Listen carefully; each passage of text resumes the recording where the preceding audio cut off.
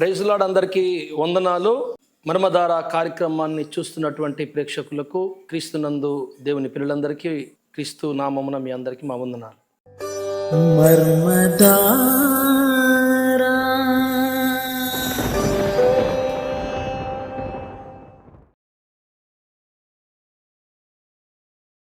దేవులరా, ప్రతి బుధవారము నేను చెబుతున్న త్రిత్వం గురించిన సబ్జెక్టులు ఉన్నాయి. ఎవరైనా వినట్లయితే వినండి తప్పకుండా. ఈ మర్మయుక్తమైనటువంటి ఈ వీడియోస్ని మీరు విని ఊరుకోకుండా ఇతరులకు పరిచయం చేసే ప్రయత్నం చేయండి. ఎవరు ఎప్పుడు కూడా ఇలాగున ఒక సబ్జెక్ట్ రూపంలో త్రిత్వం గురించి చెప్పిన వాళ్ళైతే లేరు. నేను మొదటి నుండి చెప్తున్నాను ప్రతి వీడియోలో. క్రైస్తవ్యములో 4 రకాల అభిప్రాయాలు ఉన్నాయి. అవి మీకు గుర్తు చేస్తూనే ఉన్నాను ప్రతిసారి. 1, దేవుడు ఒక్కడే, ఇక ఎవరు ఏది దేవుడు కాదు, ఆయన తండ్రి, ఒక సిద్ధాంతం. మరొక బోధ, దేవుడు గొప్ప దేవుడు, ఆయన 2 చిన్న దేవుళ్ళు, పరిశుద్ధాత్ముడు యేసుప్రభుల వారు, ఆయన సృజించుకున్న చిన్న దేవుళ్ళు. 3వది, దేవుడు ఒక్కడే కానీ ఆయనే పరిశుద్ధాత్మగా, ఆయనే క్రీస్తుగా అలా వచ్చాడు, కానీ తీరా అక్కడికి వెళ్ళినాక ఒక్కడే దేవుడు 3 పాత్రలు వహించాడు అనేది ఒక బోధ. మొత్తం 3 అయినాయి. ఇక 4వది, ఒకే దేవుడు త్రిత్వమై 3 వ్యక్తిత్వములు కలిగి ఉన్నాడు. కనుక మేము ఈ 4 అభిప్రాయములకి నేను ఏ అభిప్రాయం చెందినవాడినో మీకు తెలిసిపోయింది. నేను ఒక దైవత్వములో 3 వ్యక్తుల బోధన చేస్తున్నా. అయితే ఈ మిగతా 3ంటికి నేను సమాధానం చెప్పుకుంటూ వస్తున్నా ఇంతకాలం నుండి. ఇప్పుడు కూడా ఆ దేవుడు ఒక్కడే, కానీ ఆయన సృజించుకున్నటువంటి 2 వ్యక్తులు, వాళ్ళు ప్రప్రథమైనటువంటి వ్యక్తులు, వాళ్ళు చిన్న దేవుళ్ళు అని చెప్తున్న వాళ్ళు. అలాంటి వాళ్ళ కోసం ఈ వీడియో మాట్లాడుతున్నాను. కొంచెము జాగ్రత్తగా ఆలోచించండి. కొన్ని సంగతులు మనము వీళ్ళ వచనాలకు మనం సమాధానం ఇవ్వకుండా వెళ్ళిపోవద్దు. బైబిల్ చదివినప్పుడు ప్రతి మానవుడికి ఎదురయ్యే సమస్యని మీకు ఒక్క మాటలో చెబుతున్నాను. కొంచెం జాగ్రత్తగా మీరు గమనించండి నా మాట. నేను 20 ఏళ్ల నుంచి బైబిల్ చదువుతున్నా. బైబిల్ చదువుతున్నప్పుడు మనము ఏ వచనమైతే ఎక్కడైతే మనకు అర్థం కానట్టు ఉంటుందో అక్కడ మనం కొద్దిగా ఆగుతాం. ఆ వచనం కొద్దిసేపు ఆలోచించి మన సొంత మైండ్ ఫస్ట్ ఉపయోగిస్తాం. మనకున్నటువంటి మానవ జ్ఞానముతో మనం ఆలోచించుతాం, అది కామన్. అప్పుడు మానవ జ్ఞానానికి ఏదైతే అర్థమవుతుందో అదే సత్యం అని చాలామంది ఫిక్స్ అయిపోయి అదే బోధించి వాళ్ళు ఫెయిల్ అయిపోతున్నారు దేవుని ముందు.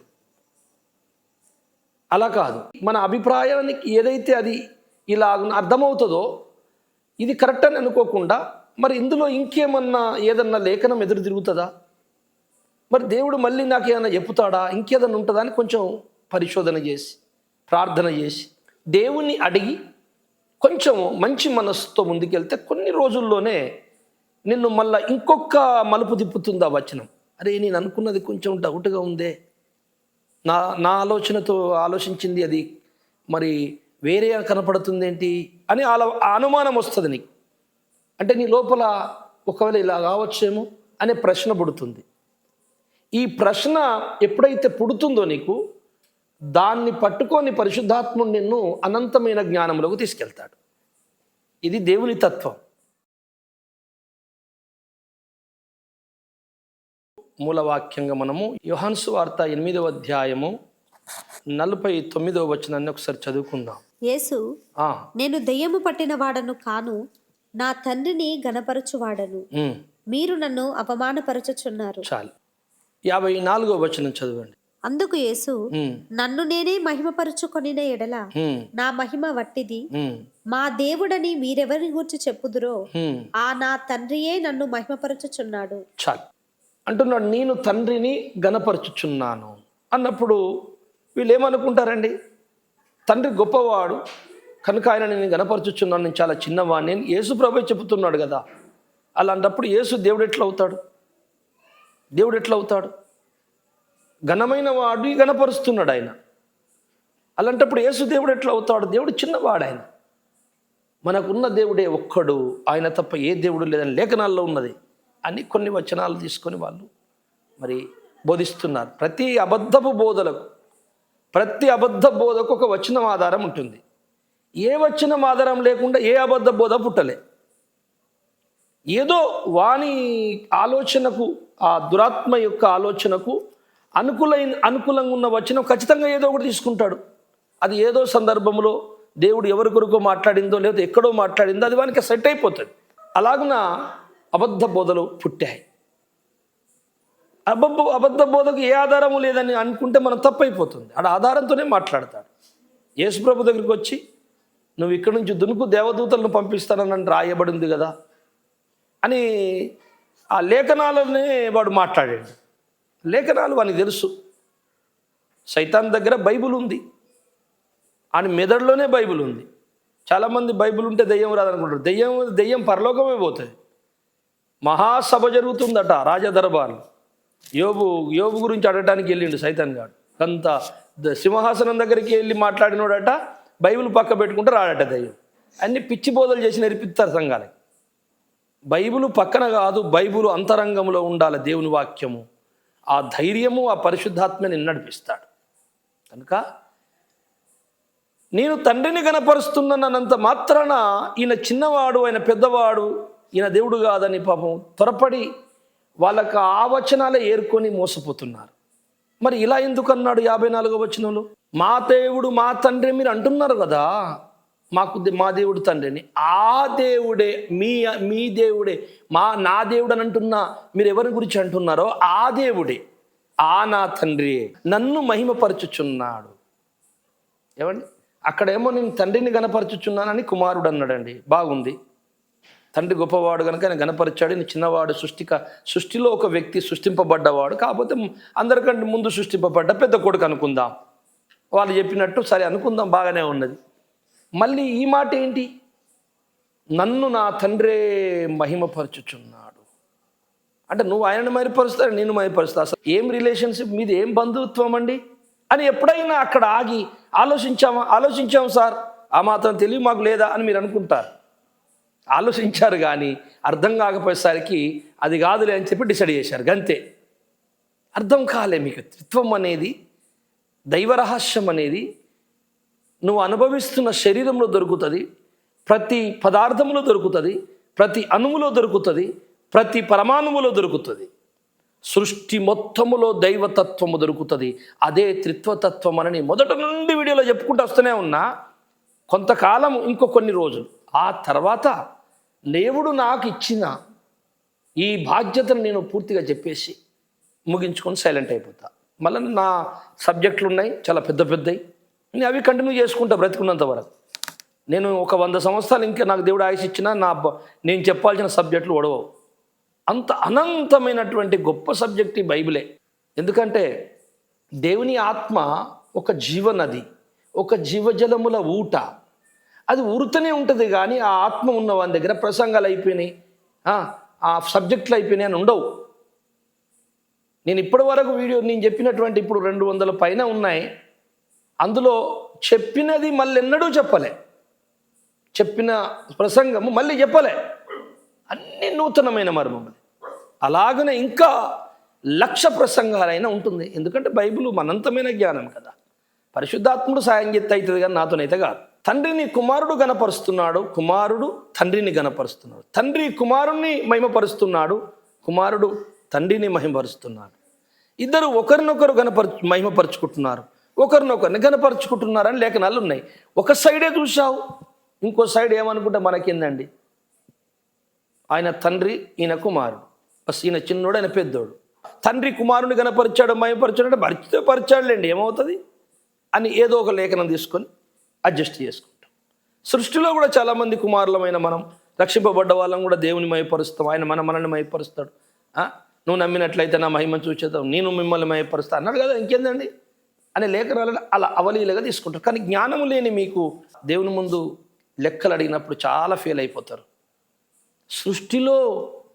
సృష్టిని బట్టి కుమారులైన వారు వేరు, సృష్టింపబడని కుమారుడు ఒకడున్నాడని వేరు. ఆ సంగతి భవిష్యత్తులో ఇంకా ముందు రోజుల్లో నేను చెప్తా, దాన్ని మెల్లమెల్లగా అక్కడ తీసుకెళ్తా. అది లేఖన ఆధారాలతో ఉట్టి మాటలు కావు. ఇక దానికి మళ్ళీ తప్పు అని చెప్పేటోడే కానీ, అంతకు మించి మాట్లాడేటోడే కానీ ఇక పుట్టబోడు. ఎందుకంటే బైబిలే చెప్పింది. ఒకవేళ ఇక అది కాదని అంటే వాడు అబద్ధాలు బోధించి మోసకరమైన మాటలు మాట్లాడి అది అంటాడు కానీ సత్యవంతుల కట్టిని అర్థమైపోతుంది, ఈ మాటలు కరెక్ట్ కావు, ఇవి సెట్ అయితే లేవని. కానీ ఒక మైకము కమ్మిన వాళ్ళు ఉంటారు కొంతమంది. ఒక మైకం ఒక ముసుకేసుకుంటారు అనమాట. ఈ మైకం ఎక్కిన వాళ్ళకి మనది వినరు. నువ్వు కాదు మావాడు చెప్పిందే కరెక్ట్, నువ్వు చెప్పిన కాదు అంటారు, వినరు. అలాంటి ఆధ్యాత్మిక దరిద్రులకు సత్యం అర్థమే కాదు. నేనేం చేయలేను దానికి. పైన వింటే ఇక్కడ 2-3 రకాల వింటారు కొంతమంది. ఏంటంటే ఏదో వినాలనుకుని వినేటోళ్ళు వేరు, ఇట్లా చూస్తుంది, ఇట్లా వెళ్ళిపోతుంది. లేదండి, ఏదో చెబుతున్నాడు మనం చూడాలని, ఖచ్చితంగా వినాలని గ్రహింపుతో గుర్తుపెట్టి వినాలి, ఏదైనా ఉంటే పట్టాలని నేర్చుకోవాలని వినేటోళ్ళు వేరు. నేర్చుకోవాలి మనం ఏదైనా ఉంటే అనేది ఒక రకం. 2 రకాలు. 3వ రకము, ఇందులో వీడిది ఏదన్నా మనకు తప్పు దొరికితే మనం అబద్ధమని నిరూపించుకోవడానికి ఏమైనా దొరుకుతాయా అని వినేటోళ్ళు ఉంటారు. చూసారా? ఒకటేమో వినాలి, ఏదో ఇందాంలే అని ఇటు నుంచి వెళ్ళిపోతే ఇక ఏముండదు వాళ్ళకి సబ్జెక్ట్ లోపల. ఇంకొకరు నేర్చుకుందాం ఏదైనా ఉంటే అని చెప్పి నేర్చుకుంటారు, అలా వింటారు. ఇంకొకరు ఏదైనా మనకు వాళ్ళకు ఉల్టా చేయడానికి ఏమైనా ఆధారం దొరుకుతుందా అని అనేటోళ్ళు కూడా ఉంటారు. 3 రకాలుగా వింటారు. ఎవరన్నా వినండి, సంతోషమే. అంతా యేసయ్య వచ్చినాడు, లెక్క చూసుకుంటాడు. ఎఫెసీ పత్రిక 6వ అధ్యాయం 1వ వచనం ఒకసారి చదవండి. పిల్లలారా, ప్రభువునందు మీ తల్లిదండ్రులకు విధేయులై ఉండుడి, ఇది ధర్మమే. నీకు మేలు కలుగునట్లు నీ తండ్రిని తల్లిని సన్మానింపుము.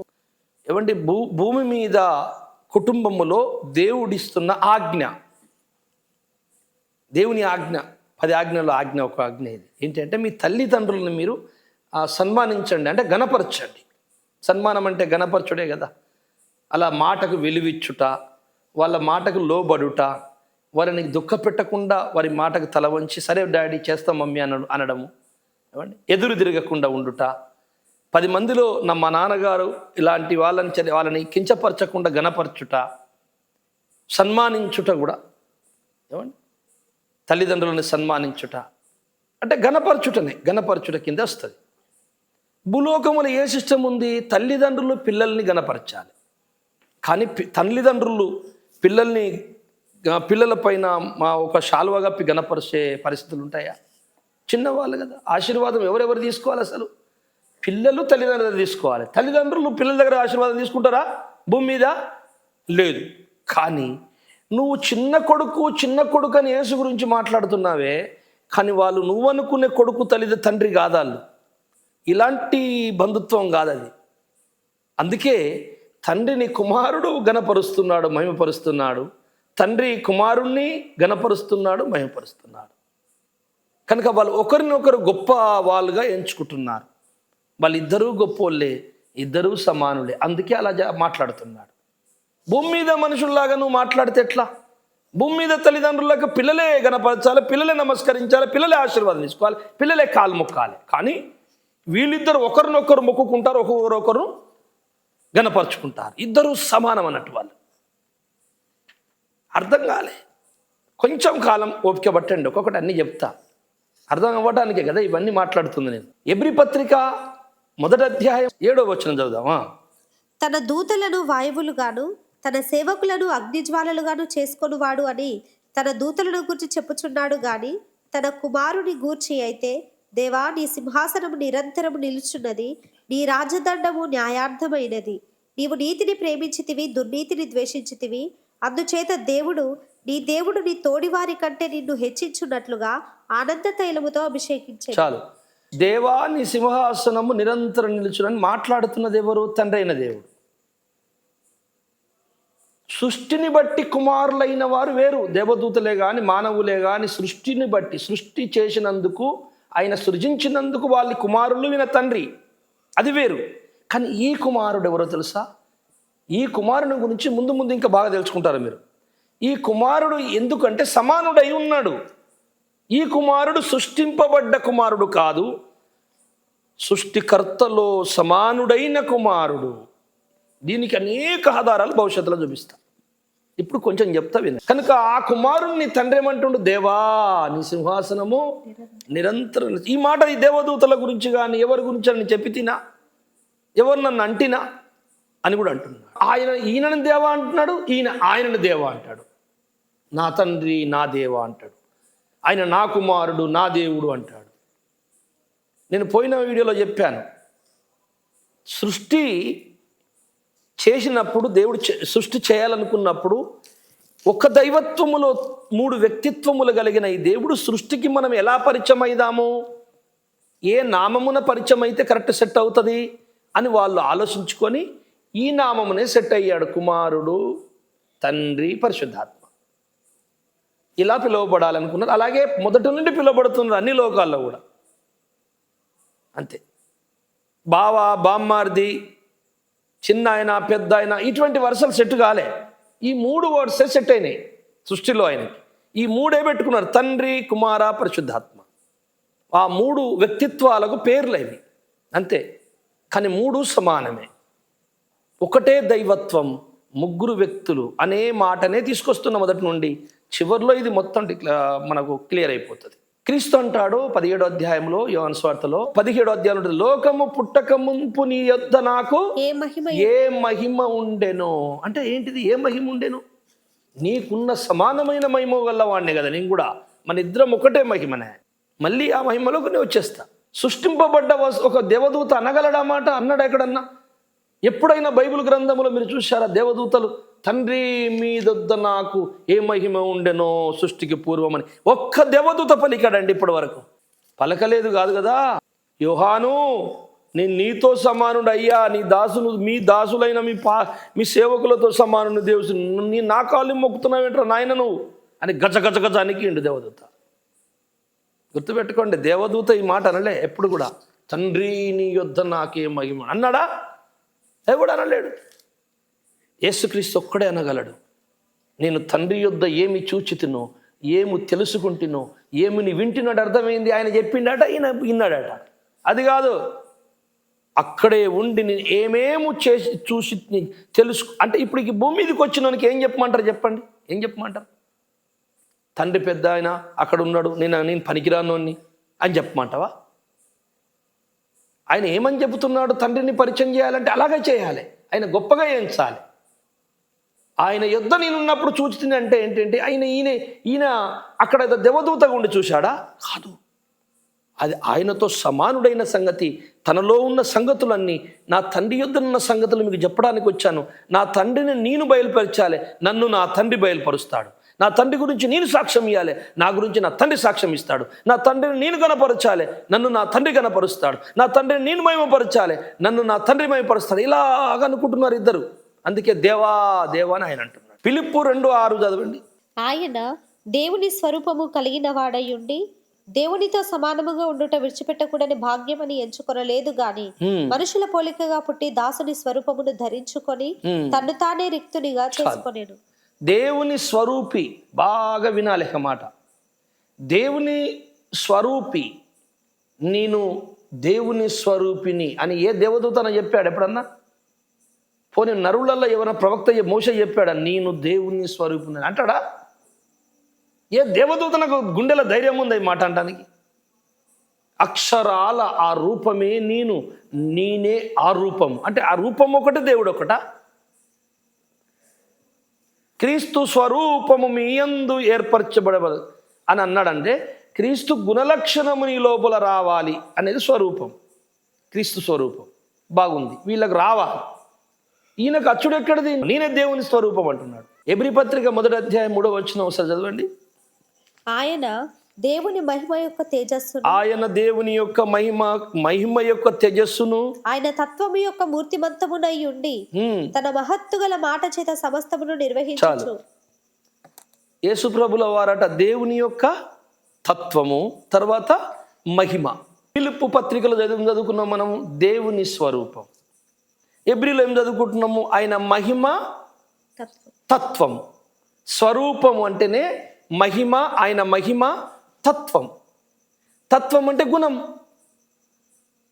అదే సృష్టికర్త తత్వం అయి ఉన్నాడు ఆయన. ఈయనే తత్వం, ఈయనే సృష్టికర్త. ఆ గుణమే ఈయన, ఈ గుణమే ఆయన. వేద శ్లోకాలు ఏం చెబుతున్నాయి అంటే సృష్టికర్తను బ్రహ్మ అంటుందన్నమాట. బ్రహ్మ అనే మాటకు అర్థం ఏంటంటే పెద్ద ఆయన. దేనికి పెద్ద ఆయన? అన్నిటికంటే పెద్ద ఆయన, సృష్టికర్త. 4 వేదాలు, చతురో వేద అంటే 4 వేదములు. చతురో వేద ఇన్సర్వ శాస్త్రజ్ఞనకషం బ్రహ్మతత్వం నా జనతి ధరివిపాక రసం యత అని వేద శ్లోకం. అక్షర సత్యం ఏంటంటే 4 వేదములు సమస్త శాస్త్రములు. 4 వేదములు, ఇది ఇప్పుడు నేను మాట్లాడిన దానికి అర్థం చెప్తున్నాను తెలుగులో. 4 వేదములు సమస్త శాస్త్రాలు తిరిగేసి పలుమార్లు చదివినను బ్రహ్మ సృష్టికర్త తత్వము తెలవని వాడు, పప్పు రుద్దుతున్న తెడ్డు లాంటి వాడు, ధరివి పాక రసం యత. పాకం అంటే పప్పు, ఏదో వంటకం, తెడ్డు అందులో రుద్దేది. ఇప్పుడంటే స్టీల్ వచ్చినాయిలేండి, అప్పుడు తెడ్లు ఉండే కదా, అందుకే తెడ్డు అన్నారు. కర్ర తెడ్డు. అప్పుడు కుండలలో వండుకునేవాళ్ళు, కుండల్లో తడ్డెత్తేనే తెలియదు, గంటలు పెడితే పగిలిపోతాయి కుండలు. చిన్నప్పుడు మా అమ్మ అండేది, నేను తిన్నాను అట్లా. ధరివిపాక రసం యత అంటే ఎట్లాంటి వాడట? సమస్త శాస్త్రాలు, సమస్త గ్రంథాలు, వేదాలు అన్నీ చదివినను బ్రహ్మతత్వం అనగా దేవుని తత్వం, సృష్టికర్త తత్వాన్ని కానీ గుర్తుపట్టకపోతే, తత్వముని గురించి తెలుసుకోకపోతే, తత్వం నీకు పరిచయం లేకపోతే ఆ పప్పు రుద్దుతున్న తెడ్డు లాంటి వాడని వేదం చెప్పిందండి. ఆ తెడ్డును తీసట కలిపి ఆ తెడ్డును తీసి, తెడ్డా పప్పు ఎట్లుంది, కారం ఉప్పు బాగుందా అని తెడ్డుని అడిగిండట. ఎవడ అది చెప్పుద్దా? చెప్పదు. పప్పు అందులోనే, ఆ తెడ్డు ఆ కుండలోనే ఉంటుంది, ఆ పాకంలో కానీ అది ఏం రుచి ఉందో చెప్పలేదు. అలాంటి వాడనమాట. సమస్త శాస్త్రాలు చదివినాను, ఎంత జ్ఞానివైనా, ఎంత డిగ్రీలు పుచ్చుకున్నా, ఆ బ్రహ్మదేవుని యొక్క తత్వం ఉన్నది. ఆ తత్వస్వరూపమే క్రీస్తు అభిషక్తుడు. అతని గురించి తెలియనివాడు, ఆ తత్వము తెలియనివాడు ఈ పప్పు రూపుతున్న తెడ్డి లాంటి వాడు అన్నది కదా, చూసారా? అందుకని ఏమిలరా, ఆ తత్వం బైబిల్ చెప్తుంది, ఆయన దేవుని యొక్క తత్వమై ఉండెను, మహిమై ఉండెను. మహిమ, దేవుని మహిమ వేరు, దేవుడు వేరా? ఆయనే ఈయన, ఆయన నుండి వచ్చిన ఆయన ఈయన, ఈయన ఆయన అన్నట్టు, నా తండ్రి నాలో, నీలో, నేను తండ్రిలో ఉన్నానంటాడు. కనుక ఏకమై ఉన్నాం, మేము ఏకమై ఉన్నాము అనే వాటనేమో బహువచనం, ఏక అన్నది ఏకవచనం. యోహాను సువార్త 14:8 చదువు. అప్పుడు ఫిలిప్పు, ప్రభువా తండ్రిని మాకు కనపరచుము, మాకంతే చాలునని ఆయనతో చెప్పగా, యేసు, ఫిలిప్పు, నేను ఇంత కాలము మీ యొద్ద ఉండినను నీవు నన్ను ఎరుగవా? నన్ను చూచిన వాడు తండ్రిని చూచి ఉన్నాడు గనుక. ఫిలిప్పు అనే శిష్యుడు ప్రభుని అడిగాడు, తండ్రి తండ్రి అంటున్నావు కదా ప్రభా, ఇప్పుడు వీళ్ళు అదే అంటున్నారు, తండ్రి తండ్రి అంటే తండ్రి ఇంకో ఆయన ఉంటాడు, ఈయన మామూలు వ్యక్తిలే అనుకున్నారు. తండ్రి తండ్రి అంటున్నావు కదా, ఒక్కసారి తండ్రిని చూపెట్టావా, చూడాలనిపిస్తుంది అన్నాడు. ఫిలిప్పు మనసులో ఏమున్నదంటే, తండ్రి అనేవాడు గొప్పవాడు, ఈయన పంపబడ్డవాడు, మామూలు కుమారుడు కావచ్చు అనుకున్నాడు. అంతలా ఉన్నట్టుంది ఆయన మనసులో కొంచెం. దాన్ని పరమాత్ముడైన దేవుని తత్వము, దేవుని మహిమైన, దేవుని స్వరూపమైన యేసు ప్రభుల వారు దాన్ని ఎలా సమాధానం చెప్తుండో మీరు చూడండి. మీకు అనుమానం వస్తలేదా? ఇట్లా ఎందుకు మాట్లాడండి యేసు? వచ్చినా సరే మనకు అర్థం కాదురా, అది అర్థం కానప్పుడు అదే మనం అనుకుందే కరెక్ట్ అనుకుంటారు. ఆయన ఏమంటున్నాడు? తండ్రిని కనపరచమంటే, తండ్రిని ఇప్పుడు నువ్వు చూడలేవు ఫిలిప్పు, ఆయన చాలా మహిమగల్లవాడు, ఆ తేజస్సు నువ్వు మానవ దేహంతో కళ్ళతో చూడలేవు ఫిలిప్పు, నువ్వు పని పూర్తి చేసుకుని వచ్చినాక అక్కడ చూద్దుగానిలే అనాలి కదండి. మీరు అనుకున్నట్లయితే యేసుక్రీస్తు కదా సృష్టిలో ఒక భాగమైన దేవదూత లాంటివాడైతే కదా, అట్నే అనాలి కదా. అట్లంటే లేడు. దేవదూత ఈ మాట అంటాడా? నన్ను చూసిన వాడు తండ్రిని చూసిన వాడు ఏమి అది అంటాడా దేవదూత? ఎక్కడన్నా చూసారా బైబిల్లో మీరు? సృష్టింపబడ్డవాడు దేవదూత అంటే మీ దృష్టిలో ఏంది? యేసుప్రభుల వారు సృష్టింపబడ్డ ఒక దూత అనుకుందాం. కొంతమంది దూత అంటారు, కొంతమంది దూత కదా ఏం కదండి, మనిషి అండి, భూమి మీద పరిశుద్ధాత్మను పొంది మాట్లాడుతున్నంటారు. కొంతమంది అందబోయే లేఖనాలు కొన్ని అడ్డం తిరుగుతున్నాయిలే అని చెప్పి అక్కడ సృష్టింపబడ్డాడు, ముందు సృష్టింపబడ్డాడు ఆది సంభూతుడే మళ్ళీ ఒప్పుకున్నారు. నువ్వు ఎన్నెన్న చేయి, అసలు రహస్యం తెలుసుకో. యేసు ప్రభు మాట్లాడినట్టు దేవదూత కానీ ఏ ప్రవక్త కానీ మాట్లాడగలడా సృష్టిలో? అదొక్కటి పట్టుకుంటే యేసెవరో మీకు తెలిసిపోద్దండి. అయినా ఇంకా చెప్తా ముందు నేను మీకు లేఖన ఆధారాలతో చెప్తాను. అక్కడ అంటున్నారు, ఫిలిప్పు నాయనా, అరే ఇన్ని రోజులు నాతో ఉన్నావు కదా. నేను ఉన్నా అయ్యా. నన్ను ఎన్ని రోజులు చూస్తున్నావు కదా నువ్వు ఫిలిప్పు? చూస్తున్నానయ్యా. మళ్ళీ నువ్వు తండ్రిని చూపెట్టమని ఎట్లా అడుగుతున్నావు నానా? అదేంటి ప్రభువా, నువ్వే అంటివి కదా తండ్రి దగ్గరికి వెళ్తున్నాను తండ్రి తండ్రి అని. నన్ను చూచినవాడు తండ్రిని చూచినట్టు. అర్థమైంది. తండ్రి, నేను, పరిశుద్ధాత్మ ముగ్గురు సేమ్ ఉంటాం. మహిమలో, సృజనాత్మకమైన శక్తిలో, ఏమండి తత్వములో, జ్ఞానములో, మా సకల తలంపులు, మా సకల ఆలోచనలు ఏకం ఏకం, సకల దైవత్వం ఏకం. అందుకే దైవత్వం యొక్క సర్వ పరిపూర్ణత క్రీస్తునందు నిక్షిప్తమై దైవత్వం నివసిస్తుందట. అంటే అప్పుడు మీరు ఒక్క మాట ఆలోచించండి, ఇట్లా ఎందుకు ఆలోచించారు మీరు? దైవత్వం అంతా యేసు ప్రభులోనే ఉంటే మరి తండ్రి ఎక్కడ ఉన్నాడు? తండ్రి దేవుడు కదా. అసలు త్రిత్వము లేని చోటు ఎక్కడ లేడు దేవుడు. క్రీస్తు ఎక్కడున్నా త్రిత్వమై ఉంటారు. ముగ్గురు ఉంటారు. 3 భాగాలు ఖచ్చితంగా అందులో ఉంటాయి. సృష్టి చేసేటప్పుడు కానీ, సృష్టిలో కానీ ఒకే ఒక చేటండి యేసుప్రభు ఒంటరయింది. అది మీకు చెప్పాను పోయిన వీడియోలో. యేసుప్రభుని ఒంటరిగా ఉన్నాడు. పరిశుద్ధాత్మ కానీ తండ్రి కానీ లేకుండా ఒంటరిగా ఉన్న క్షణం ఒక్కటే ఏంటో తెలుసా? శిలువ మీద సకల మానవ పాపములు, సకల విశ్వ దోషములు. ఈ మాట గుర్తుపెట్టుకోవాలి. యేసు రక్తము మన పాపములకు మాత్రమే కాక సర్వలోకమునకు శాంతికరమై ఉండేనన్న మాటను గుర్తు చేసుకోండి. అప్పుడు ఒక్క క్షణం మాత్రమే తండ్రి పరిశుద్ధాత్మలు వదిలేసాడేసి. అప్పుడు అంటాడన్నమాట, తండ్రి నా చెయ్యి నువ్వు ఎలా వదిలితివి? సరే, అప్పటి వరకు తండ్రి తనలోనే ఉన్నాడు, తండ్రిలో నేనున్నాను. 6వ అధ్యాయం 54వ వచనం. నా శరీరము తిని నా రక్తము త్రాగువాడే నిత్య జీవము గలవాడు, అంత్యదినమున నేను వానిని లేపుదును. దేవదూత చెప్తాడా ఈ మాట? మీరు చెప్పండి దయచేసి. దేవదూత ఈ మాట చెప్పగలడా? మానవుడు చెప్పగలడా? అసలు నిత్య జీవం, మరణము లేని తను, మరణం లేని జీవితము ఎవరికి వస్తుందట? తండ్రి అయిన దేవుడు ఇస్తే రావాలి కదండి. సృష్టికర్త ఇస్తే రావాలి. సృష్టికర్త కాదు కదా, సృష్టింపబడ్డ దూతను పెద్ద కొడుకు కదా, కుమారుడు కదా. మరి ఈయనకు నిత్య జీవం ఎందుకు ఇస్తాడు? ఆయన ఇవ్వాలి కదా. నా శరీరము తిని రక్తము తిన్నవాడే నిత్య జీవం గల్లవాడు, అంత్యదినమున లేపేటోన్ని నేనే. అరే తండ్రి కదండి లేపింది, ఈయన లేపిందే తండ్రే. క్రీస్తుని మృతులో నుండి తండ్రి లేపని ఉంది కదా లేఖన. మరి అది ఎక్కడ పోయింది? మరి దీన్ని ఏమంటారు? అరే మరి అక్కడ అట్లా అన్నాడు, ఇక్కడ ఇట్లా అన్నాడు, ఏమనుకుందాం సార్? అదే అనుకోండి. ఏదో ఉన్నది అక్కడ అట్లని ఇక్కడ అంటున్నాడు అంటే ఏదో మధ్యలో ఉన్నది. అది మీరు తెలుసుకోవాలి. తన ప్రణాళికలు ఉన్న వారికి తప్పక తెలుస్తుందని లేఖనం చెప్తుంది. వారి కనులు తెరవబడతాయి. రోమా 8:29. ఎందుకనగా తన కుమారుడు అనేక సహోదరులలో జ్యేష్ఠుడగునట్లు దేవుడెవరిని ముందుగా ఎరిగెనో వారు తన కుమారునితో సారూప్యము గలవారగుటకు వారిని ముందుగా నిర్ణయించెను. కుమారుడు ఏం కావాలట? సకల లోకములో జ్యేష్ఠుడు కావాలి. దేవుడు జ్యేష్ఠత్వాన్ని విశ్వలోకాలలో ఎవరికి ఇవ్వలే. ఎందుకు ఇవ్వలేదంటే ఆ జ్యేష్ఠత్వం అనే హక్కు కూడా నాలో నుంచే రావాలి, నేనే అయి ఉండాలి. అందుకే లేవీయులు అబ్రహాము గర్భములో ఉండగానే 10వ భాగం తీసుకున్నాడు మెల్కీసెదెకు. మెల్కీసెదెకు క్రీస్తు యొక్క తాత్కాలిక అవతారం భూమి మీద. ఇది మీరు కూడా, ఆయన తల్లి లేనివాడు, తండ్రి లేనివాడు, వంశవాళి లేనివాడు, పుట్టుక మరణము లేనివాడు, ఆది అంతము లేనివాడు ఎవరండి? ఒక క్రీస్తు తప్ప. దేవదూతలందరికీ ఆది ఉన్నది, అంతం ఉన్నది. ఆది అంతము లేనివాడు, పుట్టుక లేనివాడు, వంశము లేనివాడు ఒక్క వ్యక్తి సృష్టిలో యేసుక్రీస్తు. ఎందుకంటే అతడు దేవునిలోని భాగం. దేవుని నుండి బయటకు వచ్చి సృష్టింపబడ్డ వ్యక్తులందరూ వంశం ఉంది, పుట్టుకుంది, ఆది ఉంది, అంతం ఉంది.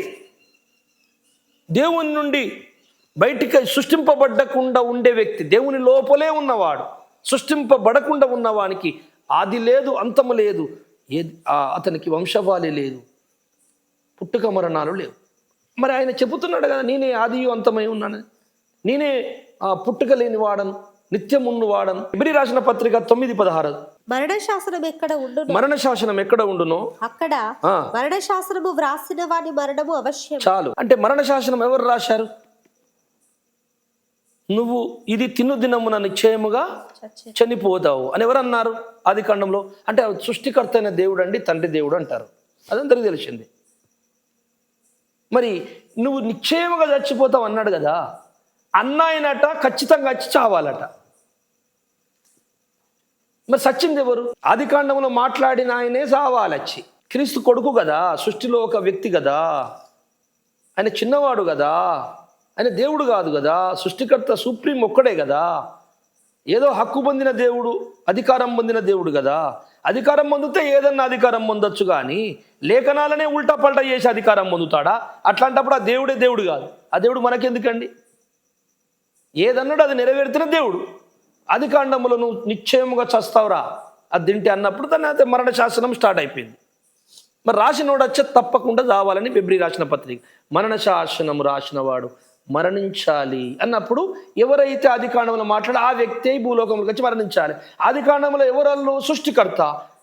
కలుగునుగాక అంటే సకల బ్రహ్మాండం కలిగింది, పంచభూతాలు కలిగినాయి, పక్షులు కలిగినాయి, జీవరాశులు కలిగినాయి, జీవాత్మలు కలిగిండ్రు, సకల మనుషులను సృజించిండు.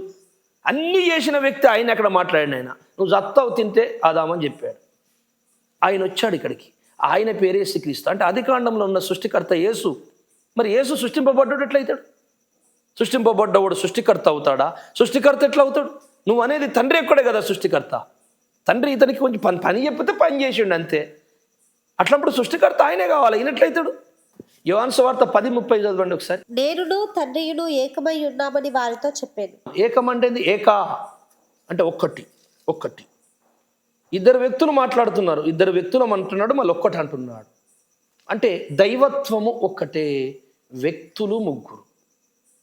నా తండ్రి నేను ఏకమై ఉన్నాము, నా తండ్రిలో నేనున్నాను. నా తండ్రి నాలో ఉన్నాడు అంటే సరే భయ్, దేవుడు నా లోపల ఉన్నాడు నడిపిస్తాడు. తండ్రి లోపల ఈయన ఎందుకు? ఈయన పెద్ద గొప్పోడా అంటే? అవును, నా తండ్రి నేను సమానం. ఏ తండ్రి మరణ శాసనము ఆది కాండములో రాశాడో ఆ తండ్రి అవతరించాలి. ఆ మరణ శాసనం రాసిన వాడిని మరణము అవశ్యమని ఎబ్రీ పత్రికలు చదువుకున్నా. అయితే చనిపోయింది ఎవరయ్యా అంటే యేసుక్రీస్తు. మరి మరణ శాసనం రాసినోడు ఎవరు? యేసుప్రభే రాశాడు. ఆయనే సృష్టికర్త, ఆయనే తిత్వమైన దేవుడు. ముగ్గురు ఉన్నారు. అందుకే ఆయన అంటాడు, నేనంటాడు, ఆయన అంటాడు, ఇద్దరు అనుకుంటారు. అందుకే ఇప్పుడు లాస్ట్ వచనం చదివి ముగించేస్తాను. అపోస్తుల కార్యము 20వ అధ్యాయము 28వ వచనం చదవండి. దేవుడు తన స్వరక్తమిచ్చి సంపాదించిన తన సంఘమును కాయుటకు పరిశుద్ధాత్మ మిమ్మును దేనియందు అధ్యక్షులనుగా ఉంచెను. ఆ యావత్తు మందను గూర్చియు మీ మట్టుకు మిమ్మును గూర్చియు జాగ్రత్తగా ఉండు. చాలు. దేవుడు తన స్వరక్తం అనే మాటను మీరు నోట్ చేసుకోండి. దేవుడు తన స్వరక్తం. యేసుప్రభుల వారు దేవుడని ఎక్కడుందండి బైబిల్లో అని ఒక ఆయన భుజాలు కొట్టుకుంటాడు, తొడలు గుద్దుకుంటాడు, మీసాలు దిద్దుకుంటాడు. అరే అక్కడ రాసింది చూడండి, దేవుడు తన స్వరక్తం ఇచ్చి కొనెను. దేవుడట తన సొంత రక్తం ఇచ్చి మనుషులను కొనుక్కున్నాడట, స్వరక్తం ఇచ్చాడట, సంఘాన్ని కొనుక్కున్నాడట, తయారు చేశాడట దేవుడు. ఇప్పుడు చెప్పండి, తండ్రైన దేవుడు వచ్చి రక్తం కార్చాడా? యేసుప్రభుల వారా? యేసుప్రభుల వారు. యేసుప్రభు రక్తం ఇచ్చి కొనుక్కుంటే ఇప్పుడు దేవుడు ఎవరు? దేవుడు అంటున్నాడు కదా ఆయనని. దేవుడు తన సొంత రక్తం. యేసు రక్తం ఆయన రక్తం ఎట్లయితుందా? ఆయన వేరే కదా, గొప్పవాడు, సుప్రీము. ఈయన సృష్టింపబడ్డ ఆయన కదా, చిన్న దేవుడు కదా. ఈయన రక్తం నా సొంత రక్తం అంటాడు ఆయన. అట్లా కూడా మనుషులందరి రక్తం ఆయన సొంతదేనా? అట్లా కూడా దేవదూతలందరి రక్తం ఆయన సొంతమేనా? సొంతది వేరు. సొంత కుమారుడు అనే మాటకు, సొంత తండ్రి అనే మాటకును, సృష్టించినందుకు కుమారుడు అనే మాటకును చాలా ఆకాశం భూమికున్న తేడా ఉన్నది. అక్కడ మీరు గమనించలేకపోతున్నారు. దేవుడు తన స్వరక్తం అనగా ఈయన దేవుడు యేసుక్రీస్తు రక్తం ఇచ్చి కొన్నవాడే యేసుక్రీస్తు. యేసుక్రీస్తే తండ్రిలోని భాగము. తండ్రి యేసుక్రీస్తు ఒక్కటై ఉంది. అందుకే మేము ఏకమై ఉన్నామని చెప్తున్నాను. భవిష్యత్తులో అసలు మరి అన్ని గొడవలు ఎందుకంటే నేనే దేవుణ్ణి, మీ ముగ్గురం ఉన్నామని డైరెక్ట్ ప్రభు చెప్తే అయిపోయేది కదా. అసలు ఇట్లా ఎంత ఈ లొల్లంతేంది అని మీరు ఈ మాటకే వచ్చి కూర్చుంటారు లాస్ట్కి నా వీడియోలు అయిపోయినాక. అప్పుడు దానికి మనము చెప్పుకుందాం తర్వాత. అప్పటి వరకు ప్రార్థన చేయండి, వెయిట్ చేయండి. దేవునికి మహిమ కలుగుగాక. దేవుని సిద్ధమైతే మరొక దినం కలుసుకుందాం. అంతవరకు సెలవు.